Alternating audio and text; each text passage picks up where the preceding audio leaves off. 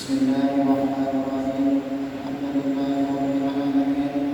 Allahumma shalli wa sallim ala sayyidina Muhammadin wa ala alihi wa sahbihi ajma'in. Amma ba'd. Fa'aqulu subhanaka la ilma lana illa ma 'allamtana innaka antal alimul hakim. Wa la hawla wa la quwwata illa billahil aliyyil azim. Sallallahu alaihi ya man la yadurru wa sallallahu wa sallam ala nabiyyina Muhammadin wa ala alihi wa sahbihi wa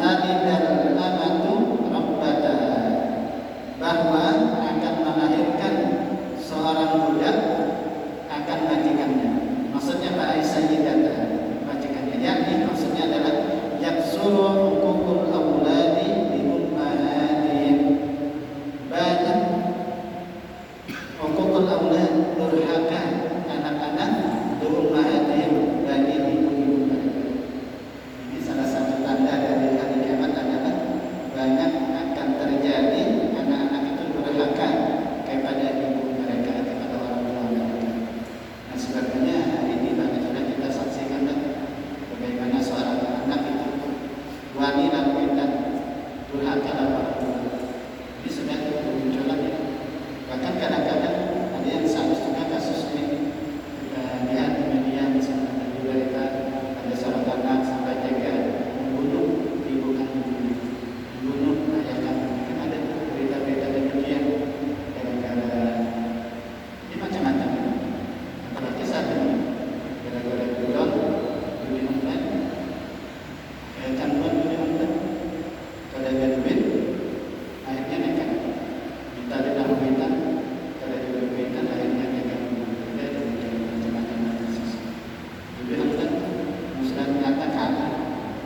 disetting, kalau sudah disetting, kalau menggunakan judi, mau judi apa yang namanya kan orang, jadi judi tahu, mau judi langsung, judi online, itu dan tidak akan pernah kaya. Jadi kalau dijanjikan kaya itu omong kosong, ya ada ceritanya orang yang suka menjudi itu supir kaya, jadi orang yang harus dalam sekali. Kemudian kita terhindar dari fitnah, kejahatan fitnah yang semacam ini. Arab sudah bahkan di online ini bukan saja rakyat biasa, ternyata bahkan banyak oknum-oknum pejabat katanya banyak yang melakukan ini. Ada berapa dengan anggota dewan yang judi online, bahkan para hakim, kata ketua MA atau kata ketua Mahkamah Agung sampai ke Bapak Burhanuddin sampai itu ada beritanya membaca itu, katanya di bawah 5.000, walaupun angkanya kan disebut di bawah 5.000, nanti ribuan juga yang terlibat daripada ini.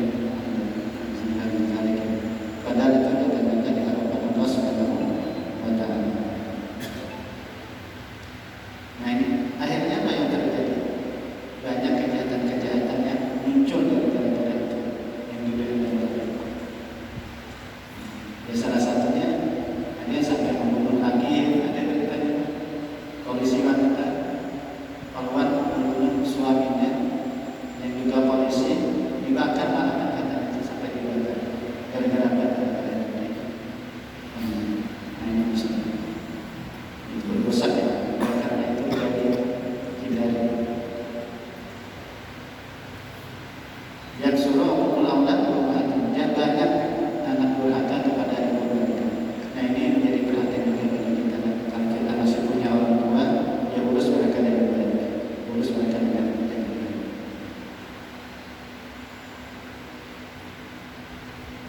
Terutama kita anak laki-laki, kalau masih ada orang tua yang susah, ada yang miskin misalnya, itu diurus, diongkosi mereka dengan baik. Jangan sampai mereka terlantar. Fayata'alamuna mu'amalat as-sayyidi amatahu minal ihanati wasam. Akhirnya mereka bermuamalah, bergaul sebagaimana bermuamalahnya batuanan akan budak-budaknya minal ihanati, daripada menghinakan, wasam dan menyembah. Dan anak tadi memperlakukan orang tuanya ini menghinakan, menyembah, menyembah, suara indah. Padahal kita disuruh untuk mengucapkan bahasa. Ada ini wanita dan kuitan suaranya lebih tinggi daripada kuitannya. Ini sudah jangan sampai kita punya anak semacam itu. Nah oleh karena itu kita selain memberikan didikan yang baik dengan anak-anak kita, kan kita upayakan begitu, tetap diupayakan anak itu kita jadikan anak yang soleh, taat kepada Allah dan Rasul. Dengan cara apa ya? Tadi cara pendidikan. Jadi perhatikan pendidikan mereka. Mulai dari kecil sudah kita perhatikan. Jangan sampai kita justru menelantarkan pendidikan itu sendiri. Yang penting kita sudah mengupayakan ajari mereka Al-Quran, ajari mereka itu ada, ajari mereka itu hukum syariat, tanamkan bagi mereka itu kewajiban-kewajiban yang akan dibebankan oleh mereka. Kewajiban-kewajiban dan juga termasuk tanamkan kepada mereka larangan-larangan yang akan mereka itu dilarang oleh hukum syariat misalnya. Nah selain itu juga kita mendoakan, doakan anak kita yang berdoa. Di antara ada yang bagus, di antara ada yang bagus untuk kita baca. Ini bagus karena ini doanya Nabi Zakaria, yaitu doa diamalkan bersama. Rabbi habli min ladunka dzurriyyatan thayyibah innaka sami'ud du'a. Kita amalkan tiap hari, tiap salat. Ulun ketika mendapat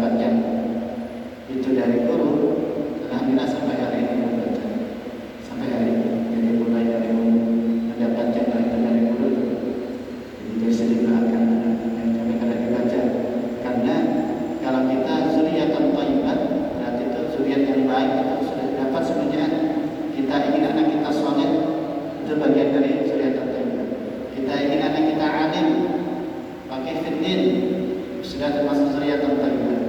Kita ingin anak kita ini adalah menjadi pembela Islam. Itu juga sudah termasuk bagian dari dzurriyyatan thayyibah. Jadi komplit sudah terlengkap dengan doa yang pendek tadi. Nah, jadi ulun mendengar itu, padahal kita sudah sering ada kayak dari membaca Al-Quran menemukan ini kan ini ayat Al-Quran, doa yang dari Al-Quran. Nah, tapi pas mendapat dari langsung sampai hari ini sudah tidak ada. Ulun sering membacanya di sujud terakhir biasa. Sujud terakhir itu sering membaca. Rabbi habli min ladunka dzurriyyatan thayyibah innaka sami'ud du'a. Apa namanya? Itu di surah Al-Imran, itu yang hunalika Zakaria Rabbah. Nabi Zakaria berdoa. Lalu kata Nabi Zakaria itu melihat Hana, ibu dari Maryam juga kan berdoa akhirnya mendapatkan anak yaitu Maryam. Masya Allah, Sayyidah Maryam menjadi wanita suci, bahkan termasuk Abdullah Desa Fil Alamin, salah satu empat yang paling mulia perempuan di seluruh alam. Karena ada empat yang paling mulia yang disebut oleh Nabi, yaitu Asia, istri Fir'aun, kemudian Maryam, ibu dari Nabi Isa alaihissalam, kemudian Sayyidah Khadijah al-Kubra, istri Nabi, dan Fatimah az-Zahra, putri Nabi. Ada empat wanita terbaik, wanita paling afdal. Salah satunya adalah Maryam. Jadi doa Hana, ibu dari Maryam, dikabulkan Allah. Jadi kata ini ada di tafsir Sahih. Jadi kata Nabi Zakaria, ini seorang perempuan berdoa dikabulkan Allah. Gitu. Nah, apalagi aku kalau saya adalah seorang nabi, akhirnya melihat dari itulah beliau pun berdoa kepada Allah, Rabbi habli min ladunka dzurriyyatan thayyibah innaka sami'ud du'a. Kabul doa sini akhirnya dikaruniakan anak, yaitu lahirlah Nabi Yahya alaihissalam. Kayak lagi Nabi Yahya luar biasa. Anak yang soleh akan menjadi nabi. Tapi lama juga dikabulkan. Seorang nabi lama juga dikabulkan. Dalam tafsir Sahih disebutkan itu jarak Sidin berdoa. Jarak Sidin berdoa dengan dapat anak itu 40 tahun. 40 tahun. Umur Nabi Zakaria waktu berdoa umur 80 tahun. Umur 80 tahun berdoa. Kapan baru dikabulkan? Ketika beliau berumur 120 tahun. 120 tahun. Sedangkan istrinya itu waktu itu berumur 58 tahun waktu Sidin berdoa. Berarti kalau ditambah 40 berarti baru melahirkan itu di umur 98 tahun. Itu jangan putus asa, kita doa pasti dikabulkan, cuma kapan-kapan tidak tahu kita. Yang penting yang ini doa kita dikabulkan. Nabi aja, Nabi berapa 40 tahun, kita baru 1 hari, 2 hari, 3 hari sudah nimbuh. Ulun sudah rancang doa aja, kenapa tidak kabulkan? Jangan begitu, pasti doa kita dikabulkan Allah Subhanahu wa Ta'ala. Nah, itu tadi doakan anak kita. Jangan sampai lupa teman-teman, kalau kita sholat tahajud itu jangan dilupakan baca doa Rabbi habli min ladunka dzurriyyatan thayyibah innaka sami'ud du'a. Ini seru.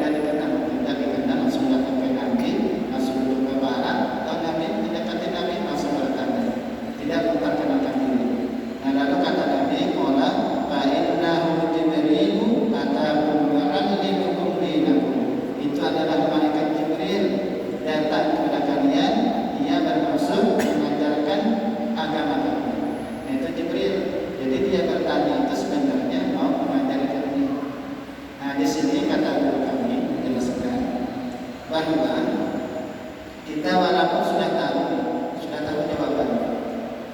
jawabannya, lalu kita bertanya dengan ustaz, dengan kiai, dengan guru, itu boleh, tapi bukan untuk memuji si ustaz. Kalau memuji tidak boleh. Tujuannya adalah untuk memberitahu kepada yang lain, itu boleh. Misalnya kita tahu di status hukum, jadi status hukum, misalnya ada pertanyaan tentang renovasi masjid, barang-barangnya itu dijual, barang masjid yang kan renovasi, ada sel, ada kayu macam-macam. Nah, kayak gini kalau dijual pakai harga wakaf orang renovasi masjid, nah kemudian tadi pagi udah ditanya. Nah, misalnya kita sudah tahu, jawaban sudah tahu, lalu kita tanyakan ke ustaz tersebut, tujuan kita hendak memberitahu panitia yang hadir di itu kajian, tanya, itu boleh tujuan kepadanya. Jadi ketika guru jawab, akhirnya nyalakan tanya jadinya, itu boleh. Tapi kalau tujuan memuji, hendak mengetes, tidak boleh. Tapi hendak memberitahukan, misalnya guru apa hukum kita tidak melakukan masjid, ada barang-barang yang hasil dibongkar daripada sia-sia, daripada kada terpakai, baik dijual. Untuk masjid apa hukumnya? Akhirnya kita jawab.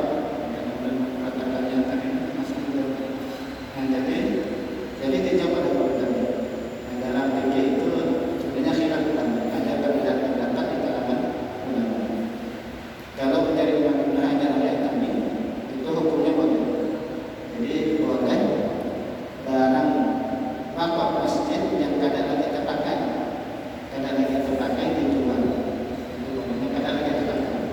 Misalnya ada tikar masjid ada lagi terpakai, ada serigala baru, misalnya. Lalu ada kita jual daripada sia-sia, daripada jadi barang rongsokan, jadi barang yang sia-sia, maka menjadi Imam Ibnu Hajar itu boleh dijual. Nah kemudian ya sudah, kalau memungkinkan, maka duitnya tadi, harganya tadi ditukarkan lagi ke tikar yang sama. Kalau memungkinkan diberikan lagi ke tikar yang sama. Nah kalau tidak memungkinkan, maka untuk kemaslahatan masjid, misalnya ada sel, dan kita ganti-gantikan sel. Nah lalu kita jual. Nah dapat duitnya tadi. Nah, maka kalau memungkinkan berikan lagi sel yang baru. Tapi kan masalahnya kita kadang lagi menggunakan sel, misalnya itu tidak digunakan kesan lagi. Nah maka boleh digunakan untuk kemaslahatan umum. Nah demikian kita yang baik. Itu pendapat yang pertama. Dan udah lebih ikut kita tadi. Tapi ada pendapat yang kedua mengatakan tidak boleh sama sekali. Ya sudah, pada terpakai sampai bukan. Ini pendapat yang kedua. Karena pendapat yang kedua ini lebih kepada definisi daripada wakaf itu sendiri. Karena wakaf sendiri kan memang barangnya harus tetap dan tidak boleh dijual. Bahkan di situ disebutkan wala yuba, tidak boleh dijual, tidak boleh dijual. Jadi ya sudah, itu pendapat. Jadi silakan ya dalam pendapat. Jadi pendapat yang pertama itu pendapat Ibnu Hajar, bahkan ini juga termasuk pendapat Imam Nawawi. Itu tadi boleh pendapat yang pertama. Nah, jadi yang penting dosa itu satu keras A, satu keras B. Dia takdir macam yang memutuskan. Nah, ini pentingnya kedua. Nanti kalau misalnya pendapat ini kan misalnya apa musyawarah. Yang satu haram ya, karena boleh itu juga ada. Yang satunya boleh itu masing-masing argumentasi. Ternyata tidak ketemu yang sekitar ini mereka juga harus memilihkan pendapat. Nah kalau sudah diambil pendapat kalau ulama itu, karena ada ulama yang mengatakan ini, jadi kita bukan dasar ulama yang memang ilmunya itu terjadi. Dan ini kan terjadi kadang-kadang ada di masyarakat, karena para wakaf jadi. Nah lalu yang bertanya yang tadi. Ketika sudah dijawab dulu, akhirnya lain tahu.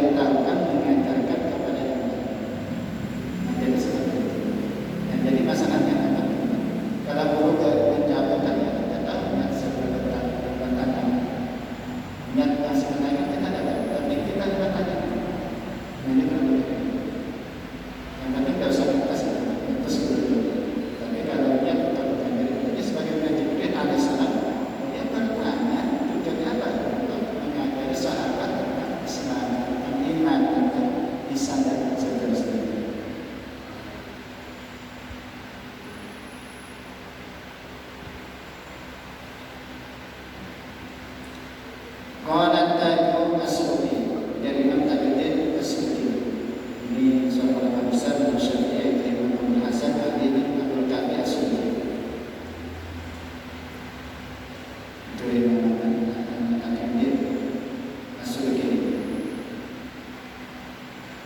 biasanya kalau di kita masuk ke ini tajud atau masalah ini tajudnya dan kira-kira kita boleh masuk.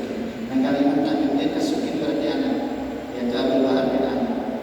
Jadi masalah anaknya Alim, anaknya Alim, apa jadi imam tadi dia kasukin imam Taqiyuddin katanya tadi dia kasukin ini Abu Hasan Ali bin Abu Bakar As-Siddiq.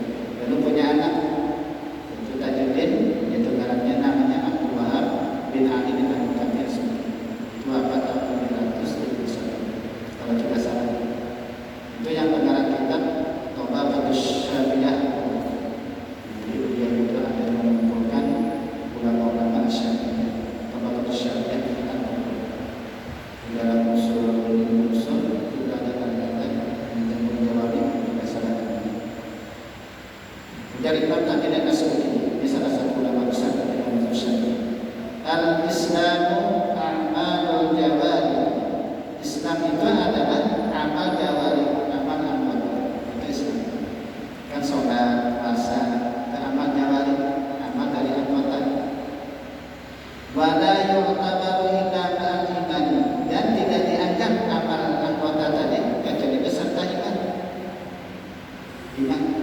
Jadi kalau makanya orang kafir yang tidak beriman itu kalau dia sholat itu sah, dia akan dari puasa tidak akan diterima. Baik akan dia punya kehamburan. Kenapa? Karena tidak dianggap kecuali beserta iman. Wal iman tasdiqul qalbi, sedangkan iman itu adalah membenarkan di hati. Itu iman. Jadi iman itu membenarkan di hati, keyakinan kita kepada Allah. Allah nyuruh apa? Allah nyuruh kita sholat, Allah nyuruh kita puasa, Allah nyuruh kita tutup aurat, Allah melarang kita judi, jadi Allah melarang kita sholat, Allah melarang kita makan riba dan sebagainya kan itu. Jadi yakin kan? Karena yang menghalalkan Allah, yang mengharamkan Allah. Kan begitu. Yakin dengan kita namanya iman. Jadi ada perbedaan di hati. Yakin tak kita dengan Allah? Oh yakin kita adalah Rabb kita. Yakin tak dia adalah antara Allah? Yakin kita. Nah makanya itu diamalkan dengan amal jawari anggota tadi. Apapun yang diperintahkan, lakukan. Apa yang dilarang, tinggalkan. Itu hanya sederhana saja. Makanya ya kita perlu belajar biar kita tahu apa yang diperintahkan, apa yang dilarang, biar kita tahu. Nah kalau ini rincian-rincian ini kita terpikir rincian-rinciannya nih kayak apa sholat yang benar, itu kan rinciannya kita terpikir rincian-rinciannya di sholat pakai apa, sholat pakai wudhu, pakai apa, pakai air, tentang air. Airnya bagaimana nantinya suci mensucikan, air bagaimana bisa mustama, air bagaimana nanti air yang najis. Kita pelajari karena tidak semuanya bisa kita pakai dulu. Jangan sampai malah kita berguna dengan air bukan najis atau air najis. Jangan sampai kita berguna dengan air mustama. Karena sadar ada masalah air kan begitu. Perempuan juga tentang air kita belajar tentang air kan ini terkait masalah ibadah kita. Kemudian masalah istihadah, kemudian istihadah, kemudian masalah nifas, itu rincian. Demikian juga ini masalah riba. Itu juga rinciannya sudah pelajari apa saja sudah riba, apa saja jenis riba, kayak apa yang akhirnya terjadi riba. Maka ini dosa-dosa besar. Kalau kita tidak mempelajari, khawatir kita akan kita tidak lulus pada perkara-perkara yang diharapkan Allah SWT. Jadi kuncinya ada ketika kita meyakini adalah syaratnya Allah, laksanakan. Karena syarat Allah ini bukan sekedar teori, nah, bukan sekedar teori, tapi untuk diamalkan. Hukum syaratnya begitu. Jadi para ulama menulis kitab-kitab fikih mulai dari A sampai Z, mulai dari bab ibadah, bab muamalah, menggunakan berkinanya itu sebenarnya untuk diamalkan, bukan untuk sekedar apa istilahnya berbangga-bangga saja, sekedar teori dan diamalkan. Kan begitu. Diatur kayak apa sholat kita diamalkan, kayak apa puasa kita diamalkan. Kan begitu. Dan cuma ya hari ini itu banyak yang akhirnya kita ini mengabaikan daripada Allah Subhanahu wa taala. Maka remeh, anggap enteng, anggap enteng. Ya contoh yang banyak terjadi saat ini. Yang sederhana aja, yang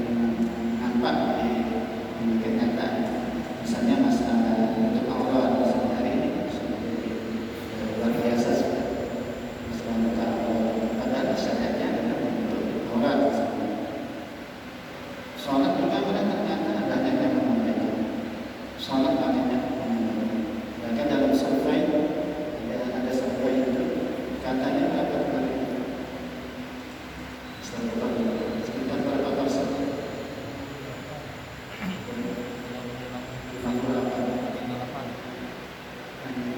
Karena sholat ini ternyata banyak yang tidak sholat dan yang dibaca Al-Quran banyak ternyata kaum muslimin yang tidak bisa baca Al-Quran. Ini jadi perhatian kita. Jadi ragukan maksudnya kita tidak ragu. Kita juga akan menghadap Allah SWT. Maka nanti kita akan ditanya dengan amal kita, apakah amal kita sesuai dengan syariat atau tidak. Pertanyaan aja sebenarnya. Pekerjaan kita, amal kita, etikat kita sesuai dengan kehendak Allah SWT atau kehendak syariat, kehendak Allah dan Rasul. Ini harus kita ragukan. Untuk kita masih hidup kita ragukan. Wala yu'tabaru illa ma'at-talaffuzi bisyahadatain, dan tidak dianggap iman yang kebenaran di hati itu kecuali melafazkan dengan asyhadatain, yaitu dua kalimat syahadat. Jadi kalau ada sekedar iman ternyata tidak mengucapkan dua kalimat syahadat, maka tidak cukup. Makanya kalau orang kafir nanti kan, kalau dia meyakini bahwa Allah Rasul, Allah Tuhan, Rasul Nabi, misalnya dia harus mengucapkan dua kalimat syahadat. Ada kita ini kata dari keturunan, namun walaupun demikian kata guru kami, waktu kita baca itu harusnya mengucapkan dua kalimat syahadat sekali. Kalau di dalam salat yang membaca, dalam salat yang membaca itu tasyahud akhir. Tasyahud akhir kan kita termasuk salah satu rukun dari dalam salat itu kalimat tasyahadatain. Jadi tasyahud akhir. Kalau di tasyahud awal itu kan biasanya hukumnya adalah sunat makan atau makan asal sunat makan. Itu kita ucapkan asyhadu an la ilaha illallah wa asyhadu anna muhammadan rasulullah. Wa naqala an-Nawawi fi syarh Muslim, dan Imam An-Nawawi itu menyampaikan, mengutip itu di dalam syarah Muslim. Jadi Imam Nawawi ini ada menyebutkan dalam kitab syarah Muslim. Kemudian ada kitab syarah Muslim. Ittifaqu ahli sunnah minal muhaddisin wal fuqaha wal mutakallimin, yakni kesepakatan ahli sunnah baik itu ulama hadis, ahli fikih dan ahli kalam, itu ulama tauhid, ala anna man amana bi qalbihi wa lam yantiq bi lisanihi ma qudratihi kana mukhalladan fil nar. Nah, jadi ulama sunnah sepakat, baik ulama hadisnya, fikihnya, ahli tauhidnya, bahwasanya siapa yang beriman hanya di hati, namun dia tidak menuturkan dengan lisannya, padahal dia mampu menuturkannya, adalah dia kekal dalam neraka. Jadi tidak menuturkan hukum syariat, itu kekal dalam neraka. Kalau dia mampu, tidak. Kalau dia tidak mampu, misalnya dia bicara apa. Nah, di sini ingin menyampaikan sedikit lagi jadi polemik ini, jadi terkait dengan status daripada paman Nabi SAW ini, Abu Talib. Paman Nabi Abu Talib. Abu Talib ini adalah saudara kandung daripada Abdullah, saudara kandung.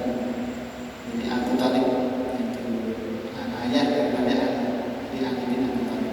Nah, bagaimana status Abu Talib? Nah, untuk menghukumi status Abu Talib, kita tahu bahwa Abu Talib ini luar biasa pembelanya dengan Nabi SAW. Membela Nabi luar biasa, menjadi benteng. Kalau Nabi lagi disakiti, beliau menjadi benteng. Jadi betul-betul membela Nabi. Dan beliau juga membenarkan risalah Nabi, membenarkan kenabian Nabi kita Muhammad SAW. Dia meyakini bahwa agama yang dibawa oleh Nabi itu benar. Sangat yakin betul, bahkan membela luar biasa. Namun memang sejarah mencatat beliau ini tidak pernah mengucapkan dua kalimat syahadat. Tidak pernah mengucapkan dua kalimat syahadat. Nah, akhirnya ulama pun berbeda pandangan terkait dengan menanggapi masalah Abu Talib ini. Sebahagian mengatakan bahwa Abu Talib tetap kafir. Sebagian mengatakan itu menurut kesepakatan ulama tadi bahwa iman itu harus diucapkan dari mulut syahadat. Abu Talib sendiri tidak mengucapkan mulut syahadat. Ini pendapat yang pertama. Jadi pendapat pertama ini beliau dihukumi kafir dan masuk neraka atau dalam neraka. Yang kemudian namun siksanya diringankan. Ini pendapat yang pertama. Kemudian pendapat yang kedua, ada yang mengatakan bahwa Abu Talib itu tetap statusnya itu beriman.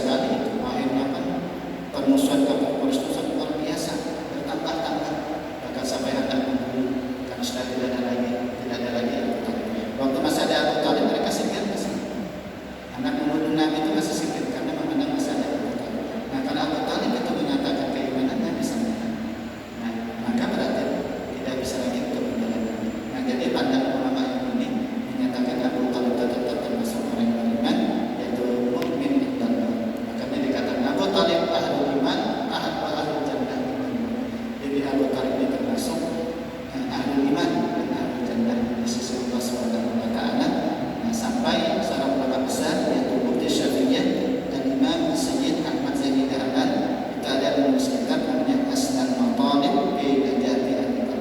Dan ada kitab. Dan ada kitabnya yakni Asnal Matalib fi Najati Al-Kitab. Jadi tentang membicarakan keselamatan. Di situ banyak sekali dalil-dalil yang beliau sampaikan bahwa Abu Talib itu tetap ahlul iman, tetap ahlul jannah.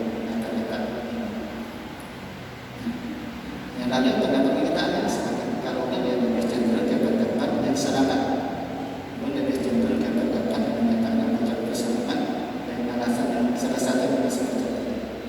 Kalau ada lebih luas itu bisa dia buka dalam kitab Asnal Matalib di Najati Al-Kitab, yaitu yang dikarang oleh Imam Sayyid Ahmad Zaini Dahlan. Beliau adalah Mufti Syafi'iyah, guru daripada Sayyid Abu Bakar Syafii.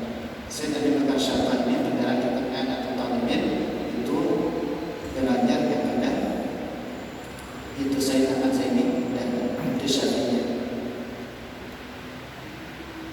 Nah, kurang lebih begitu. Tapi kalau pendapat yang pertama tadi itu karena harus pakai dua guru besar.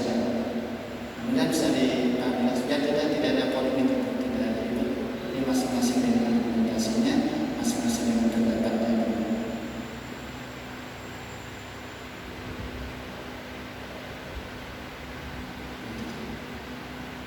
Baik, karena sudah isya, sudah jam 19.30 saja. Salat nanti